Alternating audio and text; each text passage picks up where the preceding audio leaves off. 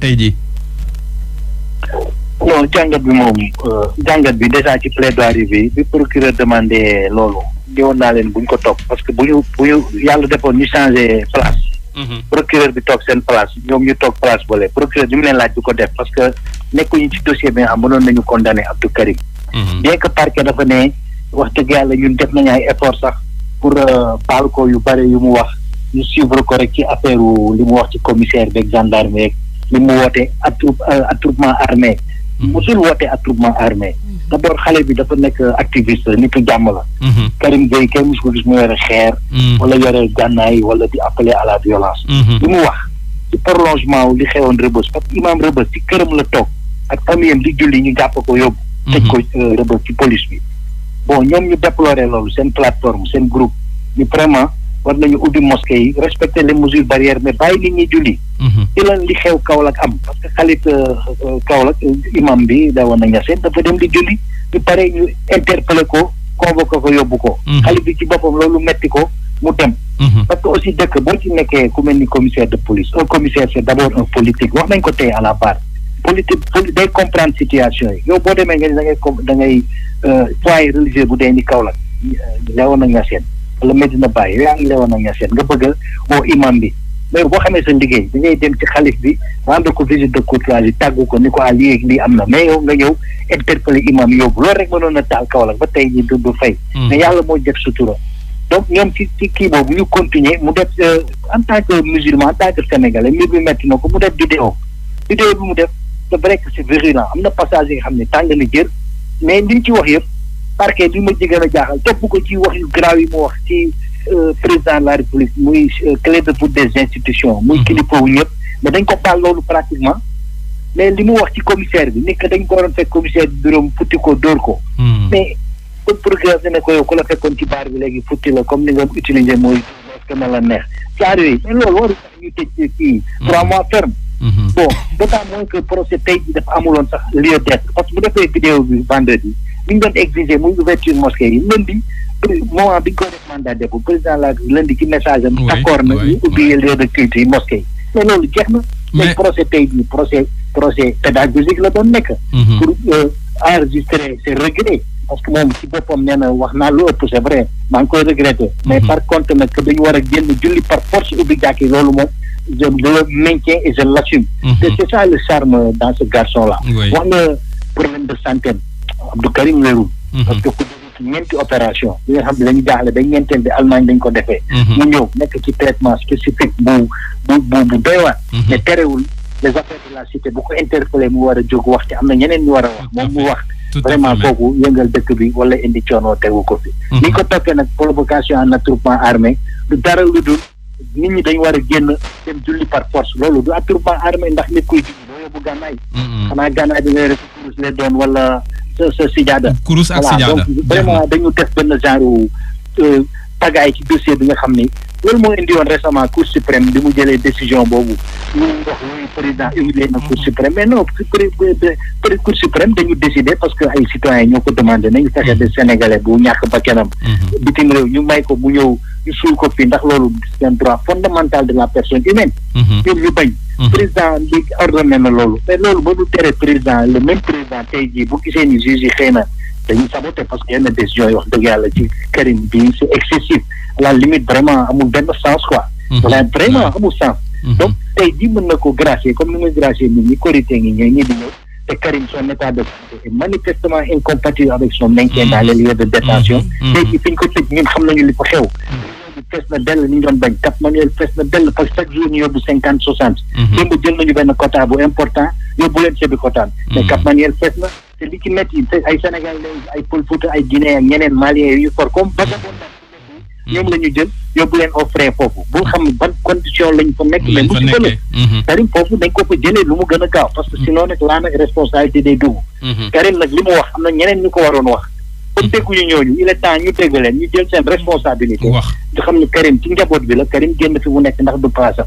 te activiste nag teg ku fi falu tey ji gannaaw yàlla activiste moo tax nga falu bu ñu fàtte loolu activiste dañu am rôle bu ñuy joué lanceur d'alerte la ñu te lu baax rek moo leen tax a jóg ci dëkk bi waaw te liberté d'expression amul limite voilà vraiment surtout que li nga xam ne moom wax na ba président ne dégg naa leen may naa leen loolu tension. foog vraiment ñu relativiser tout ça wàññi tension bi passion bi. génne doomu jàmbur mu dem ci njabootam. Maître peut-être du say dossier mais quand on fait le parallèle avec d'autres dossiers en cours wala yoo xam ne xew na fii récemment est-ce que tam lii du xaw a jaaxal est-ce que c'est pas je ne sais pas une justice à double vitesse wala deux poids deux mesures. oui parce que dafay am li ñuy wax waaw dafay mel ni daal toujours reproche bi ñuy def justice bi. nit ñi duñ ko bàyyi te loolu c'est pas normal vraiment ñu neexuñu quoi. kumba am ndey kumba amul ndey. wala vitesse à deux justice à deux vitesses wala une dissymétrie judiciaire am na parce que aussi mënuñu ñii temps bi ñuy julli yéen du ngeen fi jullee. yéen du ngeen def lii. te ci sax décision bu noble du président bi nañu ubbi jàkk yi déjà yàlla ministre de l'intérieur ñu baal ma mu commencé jouer au rabat-joie. mais yooyu bu ñu wee mosquée yi 12 personnes ñoo war a julli yooyu ñuy 12 personnes xanaa léegi dañu tëjaat aussitôt 12 personnes quand même. faut vraiment aussi tamit. te loolu aussi mooy indi aussi dérapage yi am. inégalité de traitement yi am ci justice bi te boo ko seetee boo ko nattee noonu dafay métti. amul nag activiste buñ ci jàppul amul lu activiste yooyu deful. mais ñoom dañuy di libéré. waaye sérieux quand même. ñu demee nag ba def lu baax lii parce que il faut reconnaître que propos yi garaaw na moom xam na ko. te am na lu mu ci regretté am na lu mu assumé. mais biñ demee ba ñoom ñu correction ñu jaadee dossier bi comparution immédiate mais day dem flagrant délit. soxla ñuy saisir juge d'instruction. c'est tout à l'honneur de la justice. justice aussi tam dafa am recul buy jël décision yu mel nii. ne pas agir sous le coup de l'émotion surtout quelqu'un qui est manifestement en mauvaise santé. taxaw sa kanam. bu regretté wax yi mu wax pratiquement yëpp lan rek la assumé te li mu assumé. président sacralisé na ko ndax ubbi nañ jàkk yi. mu dafa assumé jàkk dañ ko ubbi. parce que sénégalais depuis bi Sénégal nekkee Sénégal ñu ngi door a soxla jàkk yi. parce que Sénégal dañu nekk ci reconnexion divine ci li ñuy dund lu metti nii. lépp dañu reconnecté ci suñu borom. ku ci nekk kii dafa soxla mosquée kii soxla église am. fu am sa aajo da ngay dem sa mosquée même bu dee taamoo fa dem nga dem toog ñaan parce que da ngay yaakaar ci mosquée loo fu mën jëlee. da nga xam yaakaar ngeen ni xëy na médecin mënu la ko jox. wala keneen mënu la ko jox hôpital mënu la ko jox mais yaakaar ngeen ni mosquée mën na la ko jox. mais c'est formidable. bu defee loolu te mosquée aussi nit dafa jëlee jàngoro nañu wante dëgg parce que mooy mesure barrière ki di mosquée ki di islam ki di christianisme wala civilisation. c'est pas des endroits kër yàlla la aussi nit foog ñu rafet njot aussi bàyyi wax yi ñuy wax. fii bu dee mosquée. dem rang boulangerie wala dem ci marché yi mënoo koy jëlee jàngoro mais kon du mosquée nga koy jëlee. comme ni ko passionné tout ça aussi. ku nekk xam li nga wax ku xamul lu nga wax nga noppi quoi mais di xeexaale en même temps la religion mënuñu ko xeex. ñun temps nag mag yi aussi comme tëju nañu génn parce que seen ñaan nangu na nañu génn wane ni seen ñaan nangu na et puis ñu wax quoi. jàppale président aussi dëkk bi ñun ñëpp ñoo ko bokk. bu kenn feebar yi ñëpp feebar nañu bu kenn bakkanam demee ñëpp feebar nañu mais fii mën nañ koy éviter c'est le Sénégal mën nañu am nañu xëy na ay épreuves yu gën a métti mais yëpp il faut ñu dépasser ko il faut aussi que chacun y mette du sien et puis juge aussi bañ nangu aussi yenn dossiers yi sax di taxaw 5 minutes seen table comme tey audience yu rafet la ñu ngi bàyyi nit ñi ñuy génn honnêtement dañ ma wax dëgg sama axulaan taala ñu ngi bàyyi nit ñi génn ay fee yu grave ñu ngi bàyyi nit ñi sursis demal ñun Karim dañ yaakaaroon nii man bu ñu invalidé wu procédure parce que procédure du baaxul wala nañ ko invalidé bu ñu ko invalidé wu déclaré ko coupable on est d'accord mais nañ ko assortir peine de sursis wala peine amende bi nga xam di ko fay sax justement pour yow est-ce que da ngay amal beneen suite genre recours wala xam nga en réalité client bu ñu ko condamné à la délit 3 mois de prison mënoo def appel parce que le temps ngay def appel ñuy def mise en état dossier bi muy pare presque 4 mois dama jot def appel 3 mois yi da koy tëdd waa illaa léegi président de la République dans quelques jours war na jël décret ci Korité bi pour gracier ay nit mu boole ko ci nañ ko ci boole waaw incha allah loolu moom te war na mën am wax dëgg yàlla ni ñu mënee Cour suprême ci mbir bu important boobu xamuma laa ñu ñuy dund parce que kii day dund ñoom am na ñu ko bëgg ñu yaakaar ci moom mbokk mi ak ñu mu àndal te tamit ci dund lañ ko bëgg ñuy xaar na ñu kii dee bitim réew ñu ko fi indi ñoom ñuy koy bàyyi nii ma ñu génn ñuy dund parce que am nañu rôle bu important bu ñuy jouer sur société waaw des gens yu war a jouer rôle boobu jouer wuñ ko ñoom ñu ngi occupé benn place bu vacante te nañu bàyyi di wax nit ñi comme ay nga baal ma quoi ay quand kii dafa mandi du muy wax parce que procureur bi xaw jotewuñu sax parce que nit ku baax la daf ko ne est-ce que yow tu étais lucide. effectivement Karim boo déggee mu doon wax aussi dégg nga tu peux te demander est-ce que kii li mu wax moo ko tey mais c'est normal affaire religion la yor. religion dafa doon lu intime ci nit ki. boo ko laalee surtout li ñu leen humilier moom taalibe Baye Niass la. Karim koo xam-xam ne du tox cigarette. du tox yamba du naan sàngara. waaw li mu mel digganteem ak yàlla moom moo xam mais Karim vraiment je pense qu'on peut le créditer d'une bonne pratique de la religion. te taalibe Baye la. parce que ñun dafa am fu ñu jaar école la. te taalibe Baye ak ay faydu dañuy jaar ci fenn. donc sax métti ko mu ngi doon ree di tontu ko ñu ne ko noonu da nga war a comprendre ni affaire religion la te ñii fu ñu toll Sénégalais yëpp ku ko wax ak koo waxul dañu soxla suñu mosquée même soxla na mosquée bi di ko rassurer muy dégg li fa xew gis ñi di dugg di génn di sañse seen yëre yu yiw di dem di ñaan suñu borom en sortant day am sérénité seen xol ak yooyu donc je pense que vraiment loolu moo am solo ci affaire yi ci mbir yi quoi waaw en tout cas maître ñun li ñu mën a seede fii depuis bi ñu ko commencé fréquenter de l'émission moom saa yu ñëw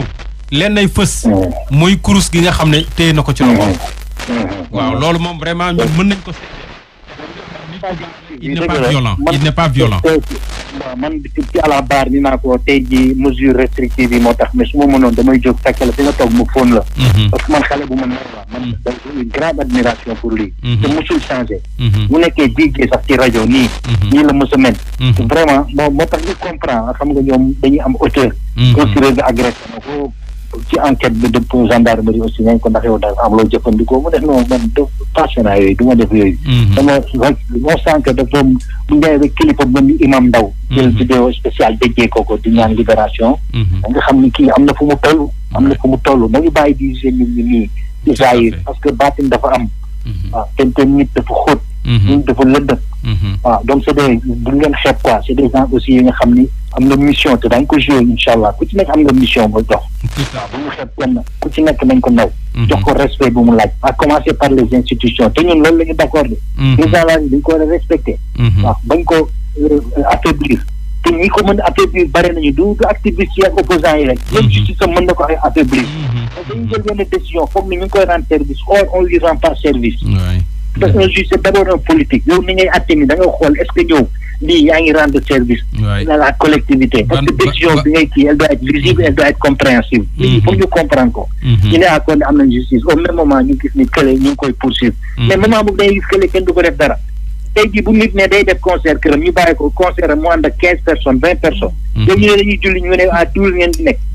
jumaa bi nga xam ni dañ ko tabax pour peut-être 1000 personnes par ñu ne 12 ñooy ñëw jumaa bi nekk koñ mu dëkk mu ngi polariser peut-être 1000 familles ñu ne noonu 10 12 la ñuy choisir et pourquoi pas ñu jël 5 majeurs rek comme équipe basket 5 dem ak seen entraîneur muy 6 ñu bàyyi ni nekkee il est temps ñu revenir aux fondamentaux dégg nga fii Sénégal la Sénégal bu démb moo fi nekk ba tey ñu continuer mooy suñu jàmm mënuñu nekk leneen lu dul Sénégal ay Sénégalais lañ jàmm loolu je pense que loolu moo ñu mën sauver ñun ñëpp quoi